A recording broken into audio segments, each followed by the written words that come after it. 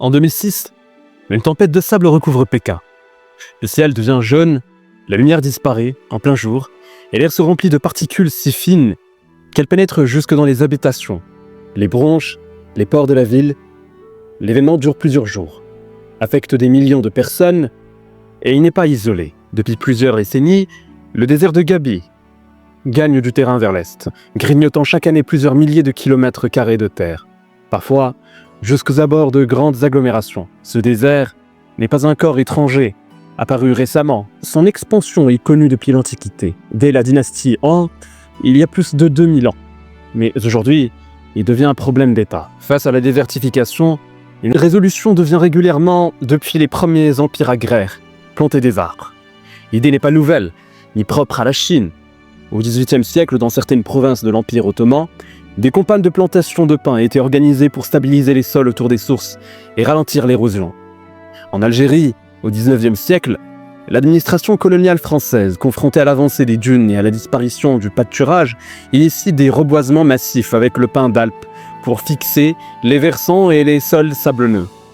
Plus récemment, à partir de 1950, l'État d'Israël engage une politique volontariste de reboisement dans les zones semi-arides, notamment avec des cyprès et des conifères méditerranéens, dans le double but de retenir l'humidité et d'occuper les terres. Même le Kazakhstan, dans un climat de steppe froide, tente de recréer une ceinture verte autour de sa capitale, Astana, pour briser les vents desséchants et améliorer les conditions de vie. Ces projets ont un commun, une même intuition. Les arbres sont des agents climatiques, des stabilisateurs de sol, des modulateurs d'humidité. Planter des arbres, c'est espérer freiner l'érosion, capter le carbone, ramener la vie dans un milieu appauvri. On leur prête même le pouvoir de faire tomber la pluie. En 1978, après une série de sécheresses majeures et d'inondations aggravées par la déforestation, la Chine lance un projet sans précédent dans l'histoire de l'ingénierie écologique. La construction d'une grande muraille verte. Mais cette fois-ci, ce n'est pas une muraille de pierre, c'est une muraille d'arbres. Le projet vise à créer un immense corridor forestier sur plusieurs milliers de kilomètres de long, destiné à bloquer l'expansion du désert de Gobi. Cette barrière végétale, censée couvrir au total près de 4500 km², a pour ambition de stabiliser les sols, d'interrompre les vents porteurs de poussière et à terme, de permettre le retour d'une agriculture durable dans certaines régions semi-arides du nord de la Chine. Pendant plus de 40 ans, ce programme avance. Des millions d'hectares sont replantés, principalement avec des espèces à croissance rapide comme le peuplier. Des images satellites montrent des zones qui passent du jaune au vert. Des statistiques officielles présentent des chiffres impressionnants. Plusieurs dizaines de milliards d'arbres plantés, des surfaces reboisées équivalentes à plusieurs fois la taille de la France, et pendant un temps, les résultats semblent encourageants. La fréquence des tempêtes de sable diminue dans certaines zones et le couvert végétal semble augmenter. Mais, au fil des années, les limites techniques du projet apparaissent. Dans de nombreuses zones, les arbres plantés meurent prématurément, parfois au bout de quelques années. Le taux de survie chute. Le peuplier, mal adapté au climat sec, a besoin d'irrigation. L'irrigation puise dans les nappes phréatiques qui s'épuisent. Parfois, le sol devient plus salé qu'avant. Et surtout, le désert continue d'avancer. Moins vite peut-être, mais de manière inexorable. Planter une forêt dans le désert, est-ce une prouesse technique réalisable ou une promesse trop ambitieuse? Pourquoi certains projets de reboisement semblent-ils fonctionner alors que d'autres échouent? Est-ce une question d'espèces végétales, de conditions climatiques, de méthodes de plantation ou peut-être une erreur de perspective? Transformer un désert alors qu'il ne demande peut-être pas à l'être.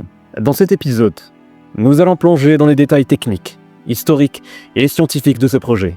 Nous allons voir ce que signifie vraiment verdir un désert, comment les hommes s'y sont pris à travers les siècles et pourquoi la nature parfois refuse d'être reprogrammée.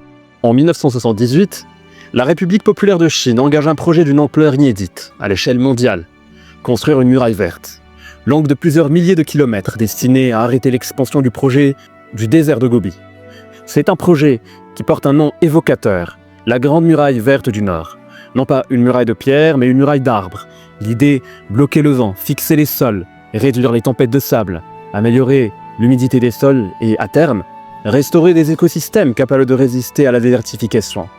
Le projet s'étale sur une bande d'environ 4500 km de long pour jusqu'à 1000 km de large dans certaines zones. Il s'agit à ce jour du plus vaste programme de reforestation de l'histoire humaine. Le plan repose sur une logique claire. La végétation joue un rôle majeur dans la stabilité des sols. Sans couvert végétal, les sols nus sont vulnérables à l'érosion éolienne, surtout dans les zones semi-arides. En plantant des arbres ou des arbustes capables de survivre dans des conditions difficiles, on espère créer une barrière naturelle contre les vents, porteurs de poussière, tout en relançant le cycle hydrologique local. Plus d'arbres, c'est potentiellement plus d'ombre, une amélioration progressive de la micro-humidité et à long terme, une reconquête de terres cultivables. Les premiers arbres plantés sont souvent des espèces à croissance rapide, comme le peuplier de l'Euphrate, Populus euphratica, ou le peuplier de Pékin, parfois des pins ou des épicéas, dans les zones plus fraîches. Ces espèces ont l'avantage de pousser vite, de produire de l'ombre et de stabiliser les sols. Dans certaines zones, on introduit aussi des graminées ou des arbustes comme le sassaoul, Aloxylon amodédron, une espèce autochtone du désert d'Asie centrale capable de survivre avec moins de 100 mm de pluie par an. Pendant plusieurs années, les résultats semblent encourageants. Le taux de couverture forestière en Chine passe de 12% en 1980 à plus de 23% en 2020. En 40 ans, plus de 66 milliards d'arbres sont plantés selon les données officielles. Des images satellites montrent une progression visible du couvert végétal dans certaines provinces du Nord, Mongolie intérieure, Ningxia et Hebei. Des régions autrefois désertiques montrent des signes de reverdissement. Mais derrière ces chiffres impressionnants, la situation est plus complexe. D'abord, les conditions climatiques sont extrêmement contraignantes. Le nord de la Chine est une zone de transition entre climat tempéré, sec et désertique froid. Les précipitations annuelles y sont faibles, parfois moins de 150 mm par an, et mal réparties. Cela signifie que beaucoup d'arbres plantés doivent être irrigués artificiellement, au moins dans les premières années. Mais cette irrigation intensive repose sur le pompage des nappes phréatiques, dont les niveaux baissent. Dans certains secteurs, la nappe est effondrée de plusieurs mètres, menaçant à la fois la survie des plantations et l'approvisionnement des populations. Ensuite, les choix d'espèces posent problème. Beaucoup d'arbres sélectionnés pour leur rapidité de croissance ne sont pas adaptés aux sols pauvres, salins ou sablonneux. Le peuplier en particulier montre des signes de stress hydrique dès sa 3e année de croissance dans certaines zones. Il a besoin de nutriments, il a besoin d'eau et d'un sol plus profond que ce que la région peut offrir. Résultat, des taux de mortalité très élevés, parfois supérieurs à 50% dans certaines campagnes. Dans certains cas, des zones plantées entières sont devenues des cimetières d'arbres secs au bout de quelques années. Ce phénomène n'est pas propre à la Chine. On retrouve des problèmes similaires dans d'autres grands programmes de reforestation. Au Niger, par exemple, des programmes de plantation d'acacia dans les années 80 ont souffert d'un manque de suivi. Faute d'entretien, beaucoup d'arbres n'ont pas survécu. À l'inverse, au Sénégal, un programme plus localisé, mené avec des agriculteurs, a permis de replanter des haies vives adaptées au climat, avec un taux de succès plus élevé. En Chine, le problème est aussi structurel.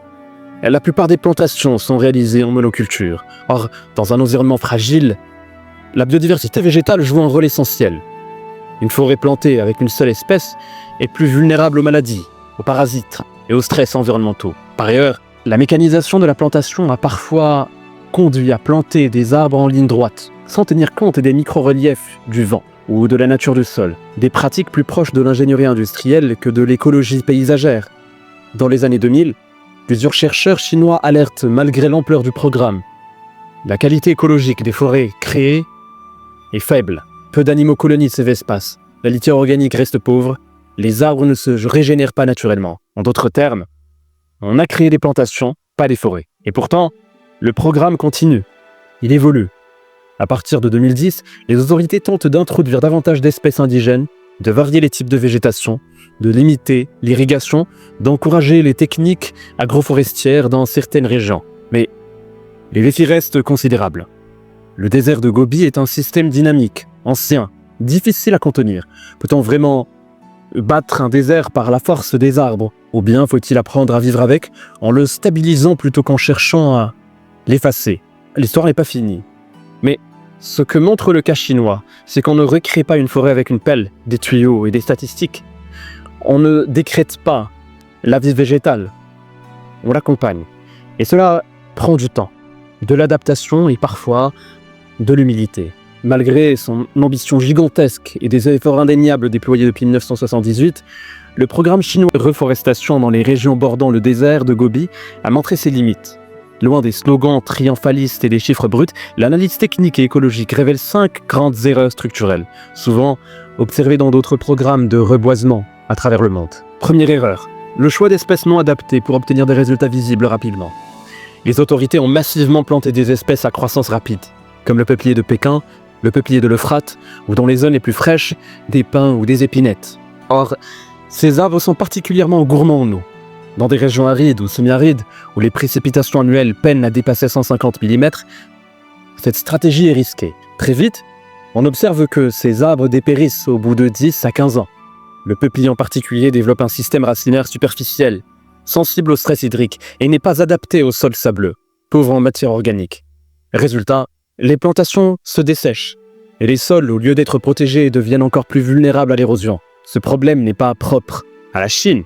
Dans les années 1980, l'Union soviétique avait lancé une campagne de stépification de certaines zones désertiques, du Kazakhstan, en y plantant massivement des pins. Ces forêts ont rapidement échoué, précisément à cause d'un mauvais choix d'espèces. Même constat au Pakistan, avec certaines plantations d'eucalyptus dans les régions sèches, dont les racines profondes ont asséché les nappes phréatiques. Deuxième erreur, la monoculture à grande échelle. Contrairement à une idée répandue, un désert n'est pas un espace vide. Il héberge un écosystème spécifique, fragile, souvent très ancien. Dans le désert de Gobi, des plantes comme l'aloxylon, le caligonum ou des mousses cryptogamiques jouent un rôle essentiel dans la stabilisation des sols. En imposant une seule espèce ligneuse sur des milliers d'hectares, on perturbe cet équilibre. Les monocultures sont par nature vulnérables. Une seule maladie, un parasite, une sécheresse prolongée, et c'est l'ensemble de la plantation qui est menacée. On retrouve cette logique d'échec ailleurs. Au Mexique, des campagnes de reforestation de mangroves ont échoué, quand les autorités ont planté une seule espèce dans des zones où la biodiversité était la clé de la résilience. À l'inverse, dans le Sahel, les programmes de reforestation participative utilisant des haies vives composées d'espèces locales variées, comme le Federbia albida ou l'Acacia sénégal, ont montré de meilleurs résultats en termes de survie et de régénération naturelle. Troisième erreur, le manque d'eau structurelle. Le cœur du problème réside ici. Pour survivre, surtout dans leurs premières années, les jeunes arbres ont besoin d'un apport en eau. Faute de pluie suffisante, l'irrigation artificielle est utilisée sur des surfaces immenses. Cela implique le pompage massif des nappes phréatiques. Or, ces nappes ne sont pas inépuisables. Dans plusieurs provinces chinoises, notamment en Mongolie intérieure ou dans le Ningxia, les niveaux d'eau souterraine ont chuté de plusieurs mètres en quelques décennies. Ce phénomène a pour conséquence une salinisation croissante des sols par remontée capillaire. L'eau s'évapore, le sel reste. On passe alors d'un désert de sable à un désert de sel. Ce phénomène appelé salinisation secondaire est bien connu. Dans la vallée de l'Indus, en Inde et au Pakistan, l'irrigation massive depuis le 19e siècle a transformé certaines zones fertiles en terres stériles.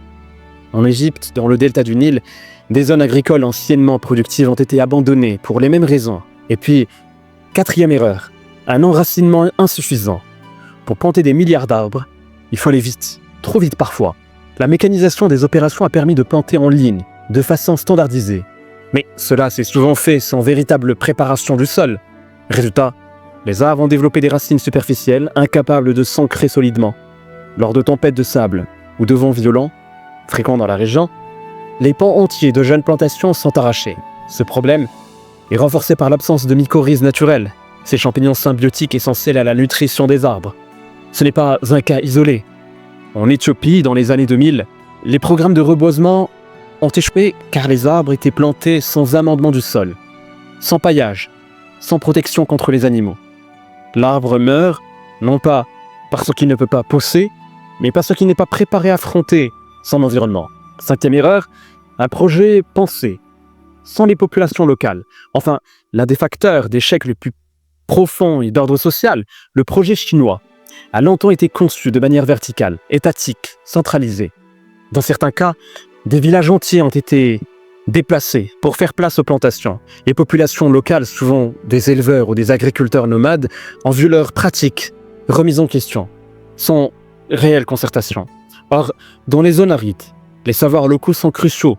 Ce sont eux qui connaissent les plantes qui survivent, les sols qui résistent, les cycles du vent et de la pluie.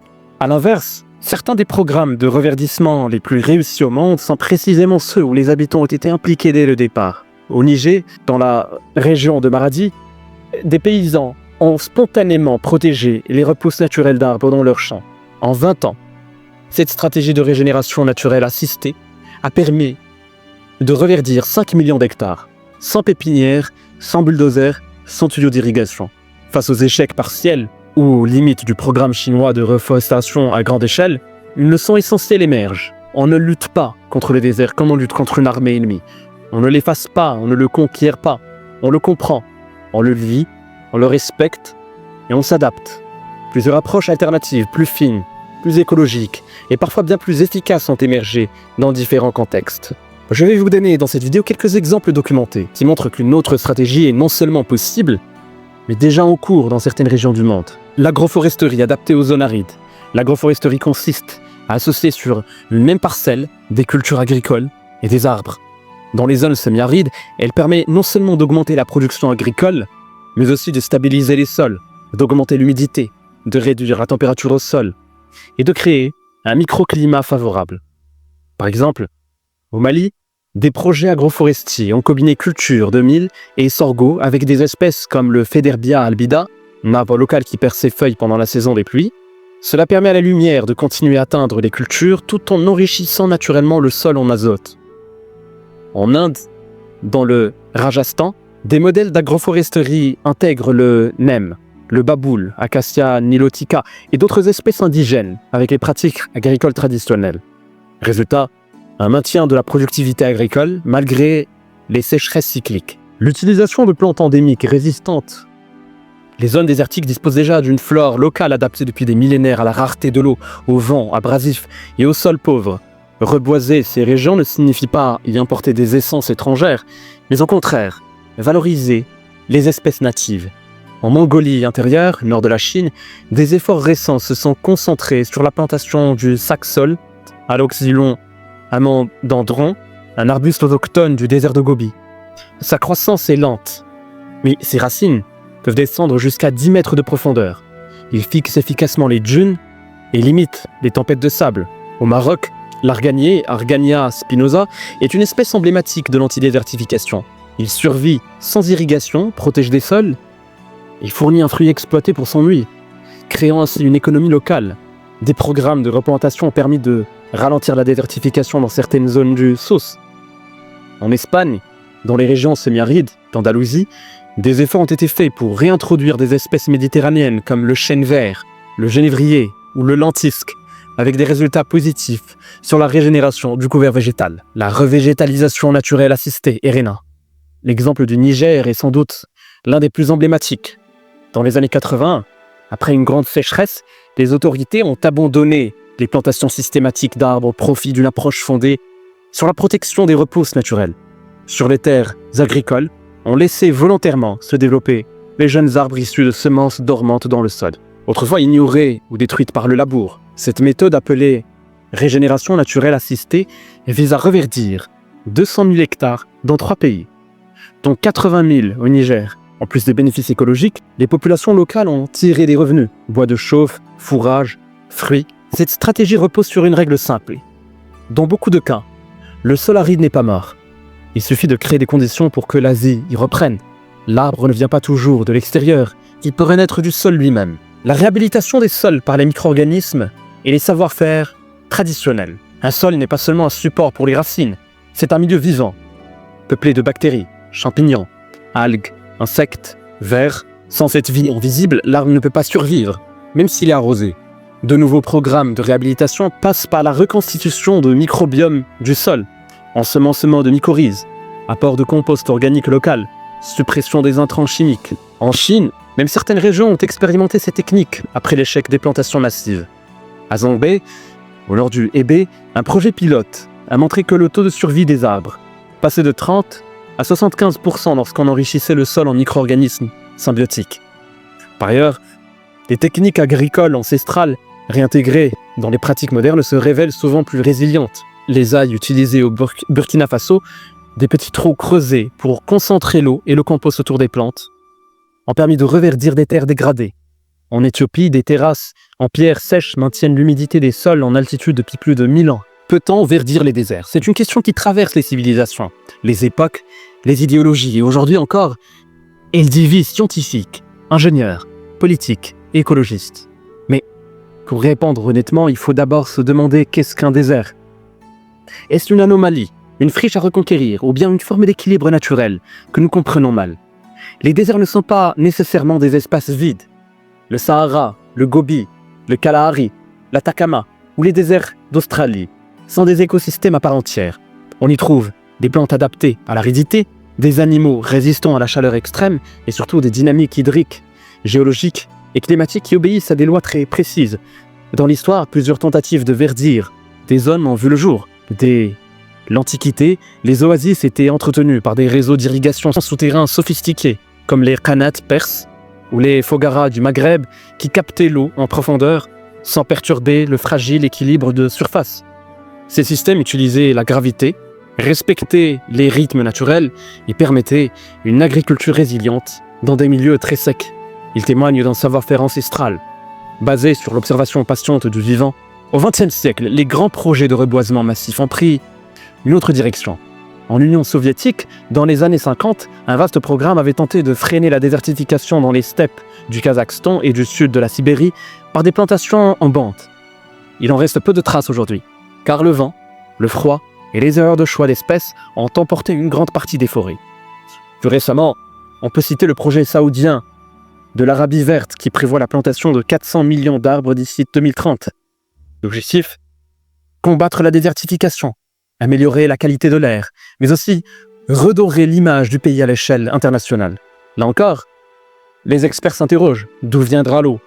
Quelles espèces seront plantées? Sera-t-on dans une logique de monoculture décorative ou de restauration écologique authentique?